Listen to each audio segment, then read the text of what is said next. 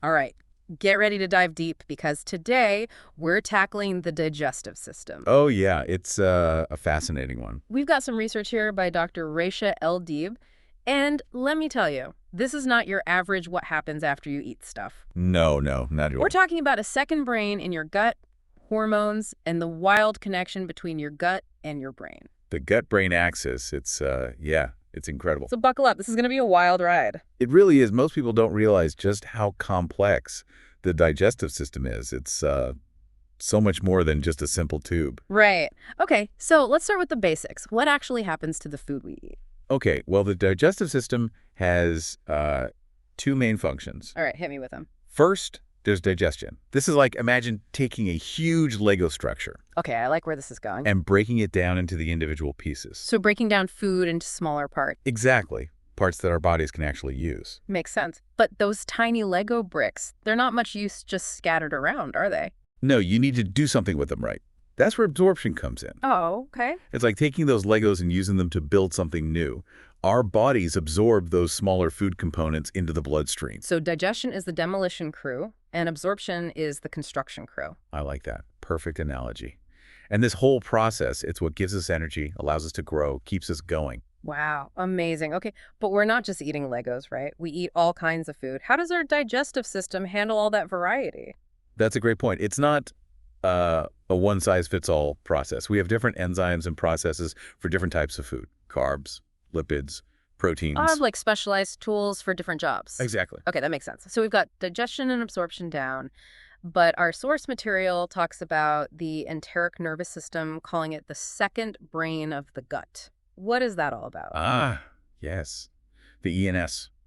It's a fascinating system, a network of neurons so complex that it can actually function on its own. Wait, hold on. My gut has its own brain, like it can think for itself. Well, not thinking the same way our brains do, but it does control and coordinate a lot of digestion without any input from the central nervous system. Wow. Okay, so tell me more about this gut brain. What's it made of? So the ENS is made up of two main plexuses, or networks, of neurons, the submucosal plexus and the myenteric plexus. Two plexuses. Okay, what's the difference? Well, the submucosal plexus is kind of like the gut's internal sensor. It's located just beneath the inner lining of the gut, constantly monitoring things. Monitoring what? Like, what's going on in there? Exactly. It checks the chemical makeup of the food, how much the gut is stretching, even the temperature. Wow, so it's like a surveillance system. Exactly. Then we have the myenteric plexus, which is nestled between the muscle layers of the gut wall. This one's all about movement, controlling the muscles. Okay, so the submucosal plexus senses and the myenteric plexus makes things happen. You got it. But how do all these neurons in the gut actually communicate? It's not like they're sending text messages, right? Yeah. Not quite, but they do use a sophisticated communication system based on neurotransmitters. Oh, right, neurotransmitters, like in the brain. Exactly. These chemical messengers carry signals between the neurons, allowing them to talk to each other So there are little chemical conversations happening in my gut right now. all the time. There are lots of different neurotransmitters, but two key players are acetylcholine and norepinephrine. I think I've heard of those. Well, acetylcholine is like the go signal. It stimulates muscle contractions, increases secretions, gets things moving. So acetylcholine is like the gut's accelerator pedal. Yeah, that's a great way to put it. And norepinephrine, well, it's more like the brakes, slowing things down when needed. Okay, so it's a balance between the two. Exactly. It's a constant push and pull, keeping everything running smoothly. I'm guessing there are other neurotransmitters involved too, right? Oh, absolutely. There's a whole symphony of them: serotonin, dopamine, CCK, VIP, and more. They all have their own roles to play. Wow, it's amazing how complex it is. But even with its own brain, my gut can't be totally independent, can it? It must be connected to my actual brain somehow. You're right. It's not completely isolated. While the ENS can function on its own, it's in constant communication with the central nervous system. The brain and spinal cord. So how does that work? Well, this communication happens through two branches of your autonomic nervous system: the sympathetic and parasympathetic nervous systems. Oh, okay. Those ring a bell, but remind me what they do again. Sure, the sympathetic nervous system, that's your fight or flight system. It kicks in when you're stressed or in danger. Right, I remember. And the parasympathetic nervous system is your rest and digest system. It's in charge when you're relaxed. Okay, so one revs things up and the other calms things down. Yeah, in simple terms, you could say that. So how do they affect my gut? Imagine you're about to give a big presentation. You're nervous, heart racing, palm sweating. That's your sympathetic nervous system kicking in. Oh, yeah, I know that feeling. And it can actually slow down digestion. Your body is prioritizing things needed for survival in that moment. So that's why I sometimes lose my appetite when I'm stressed. Exactly. Yeah. And then on the flip side, imagine you're having a nice meal with friends, feeling relaxed and content. Ah, much better. That's the parasympathetic nervous system taking over. It promotes digestion, increasing blood flow to your digestive organs, stimulating those enzymes we talked about. Wow, it's amazing how our mental state can impact our digestion so much. It really is. It just shows you how interconnected our bodies and minds are. Okay, so we've got this complex nervous system in the gut. But the research also mentions hormones. What's the story there? Does my gut have a hormonal system too? It does. It's called the enteroendocrine system, and it's another fascinating aspect of digestion. So my gut isn't just a brain, it's a hormone factory too. That's right. It's a network of special cells scattered throughout the lining of your gut, and they release hormones into the bloodstream. So it's not like the other endocrine glands like the thyroid or pancreas, which are all in one place. No, the enteroendocrine system is spread out along the entire digestive tract. That's wild. So what kind of hormones are we talking about here? One key player is gastrin. It's released by the stomach when you eat. What does gastrin do? Gastrin stimulates the production of stomach acid, which helps break down proteins. So it's like the signal that says, hey, stomach, get to work. Exactly. Then there's cholecystokin, or CCK. Mm-hmm. It's released by the small intestine. And what does that one do? CCK triggers the release of digestive enzymes from the pancreas and bile from the gallbladder.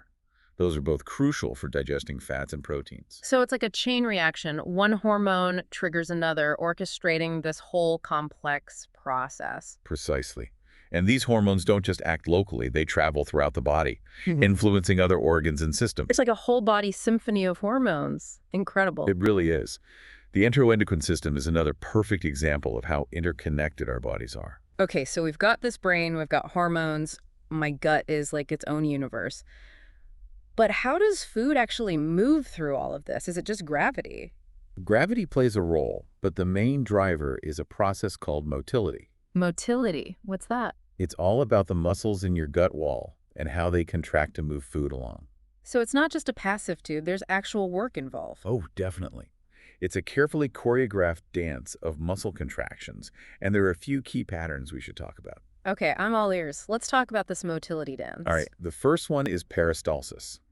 Have you ever swallowed and felt the food moving down your esophagus? Yeah, I think we all have. That's peristalsis wave-like muscle contractions that propel food through the entire digestive system. So like squeezing toothpaste out of a tube? Exactly. And these waves aren't random. They're carefully regulated by the enteric nervous system. Makes sense. It's got to be timed, right? What other patterns are there? We've also got mixing, or segmentation. Imagine this as contractions that churn and mix the food with those digestive juices. So peristalsis moves it forward, and segmentation mixes it all up. You got it. And then there's the migrating motor complex, or M&C. This one's the cleanup crew. It comes in between meals and sweeps through the digestive tract, clearing out leftover food particles and debris. Oh, wow, like a housekeeper. Exactly. Keeps everything tidy and prevents bacteria from building up. So even when we're not eating, our gut is still working. Always. That MMC is essential for a healthy gut. Okay, so we have peristalsis, segmentation, and the MMC, all working together to keep things moving. But what about the muscles themselves? What kind of muscles are doing all this? Well, most of the digestive tract is made up of smooth muscle. You know, the involuntary muscles that we don't consciously control. Oh, right, like in our stomach and intestines. Exactly. And the smooth muscle in the digestive tract has some pretty unique features. Oh, like what? Well, for one, it's arranged in layers. There's a circular layer and a longitudinal layer, and they work together to create all those complex movements. So they're like a tag team working together to squeeze and churn. Precisely. And another cool thing is that the smooth muscle cells are connected by these things called gap junctions. Gap junctions, what are those? Think of them as tiny channels that connect the cells, allowing them to communicate and coordinate their contractions. Oh, so it's like a network of walkie-talkies keeping everyone in sync. Exactly. So the muscle contractions are smooth and coordinated, not jerky and all over the place. It's amazing how much is happening down there that we're totally unaware of. Right. And speaking of things we're unaware of, let's talk about the electrical activity that drives all these muscle contractions. Wait, hold on. Electrical activity in my gut. What's that all about? This is where it gets really fascinating. Your gut has its own electrical rhythm, kind of like a conductor leading an orchestra. My gut has a rhythm. Okay, you have to explain this. So it starts with what we call slow waves. These are rhythmic fluctuations in the electrical potential of the smooth muscle cells. Fluctuations, like going up and down. Yeah, think of it like gentle waves setting the baseline rhythm for the muscle activity. So these slow waves are like the conductor setting the tempo. Exactly. But they don't actually cause the contractions themselves. That's where spike potentials come in. Spike potentials. These are bursts of electrical activity that ride on top of those slow waves, actually triggering the muscle contractions. So slow waves set the rhythm, and spike potentials make things happen. That's a great way to put it. Mm-hmm. And this electrical rhythm, we call it the BER, or basic electrical rhythm, it actually varies in different parts of the digestive system. So different parts of the gut have their own rhythm. Exactly. For example, the stomach has a slower rhythm than the small intestine. And this variation is crucial for making sure food moves through the digestive system at the right pace, giving each section the right amount of time to do its job. Wow, it's like a perfectly synchronized dance. It really is an incredible system that we're only beginning to understand. This is blowing my mind. I never realized how much was going on down there. And we've only just scratched the surface. Okay, so we've been talking about all these complex systems in the gut, like its own little brain, the ENS, and all those hormones. But I keep coming back to this idea of the gut's electrical rhythm, this BER thing. Like, what exactly is creating that? Well, it all starts with these specialized cells called the interstitial cells of Cachal. Interstitial cells of Cachal. Those are a mouthful. I know, right? We usually just call them ICCs. ICC is much easier. Okay, so what do these ICCs do? They're like the pacemakers of your gut, setting the rhythm for those muscle contractions we talked about. They generate those slow waves of electrical activity that we discussed. Pacemakers. So my gut has its own internal clock. That's wild. It does. And just like the heart's pacemaker could be affected by different things, so can the ICCs in the gut. Things like hormones, neurotransmitters, even the types of food you eat can influence them. Wait, so what I eat can actually change the rhythm of my gut. What? It can. For example, a meal high in fat can slow down the BER, while a meal rich in fiber can speed it up. So what I eat impacts so much more than just, how full I feel. Exactly. It's all connected. Okay, that makes sense. But all this talk about electrical activity and contractions and hormones, gee, it's a lot. Why is it so important for people to understand how this all works? Well, understanding your digestive system can really empower you to take better care of it. And ultimately, that means better overall health. So it's more than just, avoiding indigestion or heartburn. Oh, definitely. Your digestive health impacts so many things. Think about your energy levels, your immune system, even your mood, and how well you think. Okay, so that's a pretty big deal. So knowing this, what are some practical things people can do to support their gut health? Is it all about, I don't know, eating tons of yogurt and avoiding spicy food? It's actually more nuanced than that. Mm. A healthy diet is definitely crucial, but it's not just about specific foods. It's about creating a good environment for all those trillions of bacteria that live in your gut. Oh, you mean the gut microbiome? Exactly. That's what we call this amazing community of bacteria. Right. Everyone's talking about the microbiome these days. What's so special about it? Well, these bacteria aren't just hanging out. They're actually working with our bodies. They help us digest food, they produce certain vitamins, they even help train our immune system. Wow, so it's like they're an essential part of the team. They are. And like any team, they need the right support to function at their best. One of the best things we can do is to eat a diet rich in fiber. Fiber, so like lots of fruits and vegetables. Exactly. Fiber acts like a prebiotic, basically providing food for the beneficial bacteria in your gut. So instead of thinking about what I want to eat, I need to think about what my gut bacteria want to eat. That's a great way to put it. It's all about keeping those good bacteria happy. Yeah. And on top of fiber, fermented foods like yogurt, sauerkraut, things like that, are also really good for introducing beneficial bacteria directly into the gut. Okay, so feed the good guys and bring in some reinforcements. But it can't just be about food, right? We were talking earlier about how stress can affect digestion, so what can we do about that? You're right. Stress management is huge when it comes to gut health. If you're constantly stressed, your body goes into that fight or flight mode, and that takes resources away from digestion. So finding ways to chill out can actually benefit my gut. Who knew? It can.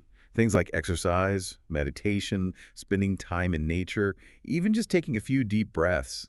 They can all help manage stress levels and, in turn, support your gut health. Wow, it really is all connected. It really is. And while we're on the topic of things that impact gut health, we should definitely talk about sleep. Sleep. What does sleep have to do with digestion? More than you might think. When you don't get enough sleep, it throws off your hormone balance, increases inflammation, and can even mess with the composition of your gut microbiome. Whoa, okay, sleep is officially moving up on my priority list. Good. And there are a couple other things to keep in mind. Staying hydrated is important, and being careful with antibiotics can also make a big difference. Antibiotics, what do those have to do with my gut? Well, antibiotics are obviously important for fighting infections, but they can also wipe out the beneficial bacteria in your gut. So it's important to use them only when absolutely necessary, and to talk to your doctor about ways to support your gut health while you're on them. Makes sense. So it's really about taking a holistic approach to our health, looking at everything that might be impacting our gut. Exactly. Your gut is a complex and sensitive system, but it's also incredibly resilient. By understanding how it works and making conscious choices to support it, we can really make a difference in our overall health. I love that. Okay, we've covered a lot of ground today, from the gut's electrical rhythm to the importance of fiber, stress management, and even sleep. But I have to bring us back to the gut microbiome. It seems like everyone is talking about it these days. What's all the buzz about? What are scientists learning about these microbes? It's a really exciting area of research. One of the most fascinating discoveries is the connection between the gut microbiome and various diseases. Researchers are finding links between the types of bacteria in our gut and things like obesity, heart disease, even type 2 diabetes. Wait, seriously, the bacteria in my gut could influence whether I develop those conditions. It's still an evolving field, but the evidence is growing stronger all the time. These bacteria interact with our immune system, our metabolism, even our brains. They're not just passive residents, they're active participants in our health. Wow, that's kind of mind-blowing. It is. And the more we learn about these connections, the more we're realizing the potential for new treatments and therapies. Okay, so the gut microbiome is a big deal for sure. What are some of the most promising areas of research right now? Anything on the horizon that you're particularly excited about? One thing that's really generating a lot of interest is fecal microbiota transplantation, or FMT. Right.